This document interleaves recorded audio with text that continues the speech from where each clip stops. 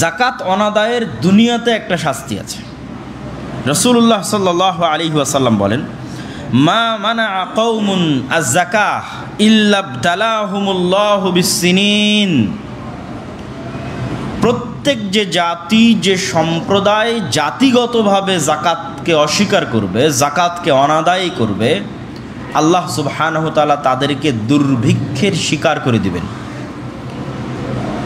তথা দারিদ্রতার শিকার করে দিবেন, তাদেরকে দুর্ভিক্ষের শিকার করে দিবেন। এটা দুনিয়াতে আযাব, এবং এটা ব্যক্তিভেদে পার্থক্য হতে পারে। জাকাত অনাদায়ের কারণে সম্পদ ধ্বংস হয়ে যেতে পারে, সম্পদ নষ্ট হয়ে যেতে পারে। জাকাত অনাদায়ের কারণে মানুষ কোনো না কোনো এক সময় তার যে ধন সম্পদ আছে সেটির বরকত হারিয়ে গরিব এবং দরিদ্র হয়ে যেতে পারে।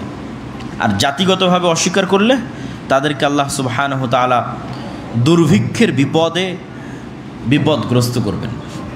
যেমন আবু দারদা রাদিয়াল্লাহু তাআলা আনহু থেকে বর্ণিত, তিনি বলেন, রাসূলুল্লাহ সাল্লাল্লাহু আলাইহি ওয়াসাল্লাম বলেছেন, খামসুম মান জাআ বিহিন্না মা ঈমানিন দাখালাল জান্নাহ।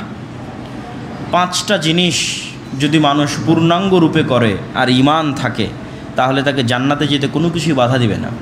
মান হাফাযা আলাস সালাওয়াতিল খামস, 5 ওয়াক্ত সালাত যে সংরক্ষণ করেছে, মা উযুইহিন্না ওয়া রুকুইহিন্না ওয়া সুজুদিহিন্না ওয়া মাওয়াকিতিহিন্না, সঠিক সময়ে, সঠিক উজুতে, সঠিক রুকুতে, ও সিয়াম রমজান, রমজান মাসের সিয়াম যে সঠিকভাবে আদায় করেছে, আর জাকাত যদি ফরজ হয় তাহলে জাকাত দিয়েছে, যদি হজ করার সক্ষমতা থাকে তাহলে হজ করেছে, তাহলে দাখালাল জান্নাহ, এ ব্যক্তি বিনা বাধায় জান্নাতে প্রবেশ করবে।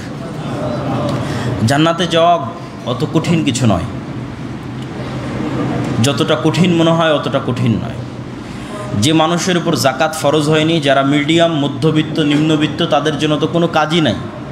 5 ওয়াক্ত সালাত আদায় করবে, রমজান মাসে সিয়াম পালন করবে, ভুল ত্রুটি হয়ে গেলে মানুষের কাছে ক্ষমা চেয়ে নেবে, অন্যের ধন সম্পদ লুট করবে না, মেরে খাবে না, নিশ্চিত জান্নাতে যাবে। 5 ওয়াক্ত সালাত মিস দেওয়া যাবে না, রমজান মাসে সিয়াম পালন করবে, অন্যের ক্ষতি করবে না, গালিগালাজ করবে না, গীবত নিন্দা করবে না, নিশ্চিত জান্নাতে যাবে ইনশাআল্লাহ। কোনো বাধা নাই, কোনো সমস্যা নেই। আর যখন ধন সম্পদ বেশি হয়ে গেল, তখন আরও 2টা রেসপন্সিবিলিটি বেড়ে গেল। একটা হজের রেসপন্সিবিলিটি, আর একটা হচ্ছে জাকাতের রেসপন্সিবিলিটি। সেটাও যদি বিশুদ্ধভাবে আদায় করে, মানুষের ক্ষতি না করে, মানুষকে গালি না দেয়, গীবত নিন্দা না করে, নিশ্চিন্তে জান্নাতে যাবে।